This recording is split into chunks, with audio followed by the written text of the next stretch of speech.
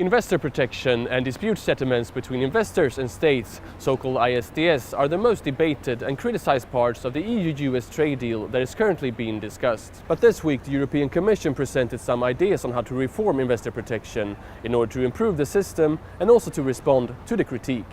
The EU Commissioner for Trade, Cecilia Malmström, who has described the issue of investor protection and ISDS as toxic, discussed her ideas on reforms in the European Parliament's Trade Committee on Wednesday. The main ideas are to include legal texts to ensure that EU governments can regulate in the public interest. Investors shouldn't be able to stop legislation intended to improve things like health, safety and environment.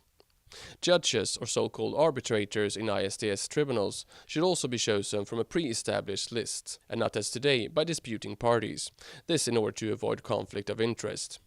Other ideas are to create an appellate mechanism so the tribunal's decision can be appealed, and also to prohibit investors from starting procedures in both domestic courts and ISDS tribunals at the same time. So with these reform proposals, the intention is to set a deep reform of the whole system in motion and create a system of investment protection and arbitration that is suited for the future. Commissioner Malmström also discussed these ideas with EU trade ministers on Thursday. Overall, the response varied. The Latvian minister leading the meeting among member states called it a good basis to reach common ground within the EU. And Germany, which has been one of the most skeptical member states, and also France, which cooperates with Germany on this issue, said it was a good start even though more was needed. Le rapport de la Commission constitue une étape et c'est un document intéressant qui trace des perspectives et nous considérons qu'il y a une première évolution politique très importante. Mais elle doit maintenant se concrétiser. But in the European Parliament, the reactions were a bit more frosty. Many parliamentarians have said they want to exclude investor protection and ISDS completely from the EU-US trade deal. One of them, Bernd Lange, chair of the Trade Committee. And although he welcomed the reform ideas, it doesn't really change his main view, that investor protection is not needed in a trade deal with the US.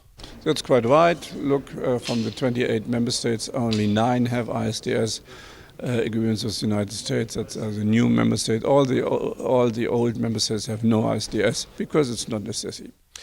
Keller from the Greens was not convinced neither. She argued that even with these reforms, investors would still have the right to sue governments in special courts, a right that states nor ordinary citizens have. So it does not address the core of the problem and therefore does not change my view on ISDS. Also, Parliament members in favour of investor protection didn't show that much support for the reforms. Christofer Fjellner from the Conservatives argued they were unnecessary and could only serve to save the face of ISDS opponents. That of course I hope that this thing can serve as a face saver for the Swedish government, the German government and the socialist group here in the European Parliament. But to claim that it's a dramatic reform of ISDS or that it will revolutionize anything, that's just untrue.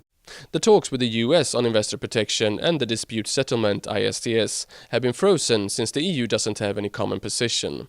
But Commissioner Malmström hopes that by autumn there will be common ground in the EU, so that she and her team can start to talk about it with the Americans. But for that to happen, it's quite clear there is still a lot of work for the European Commission in order to fully persuade EU member states, not to mention the European Parliament.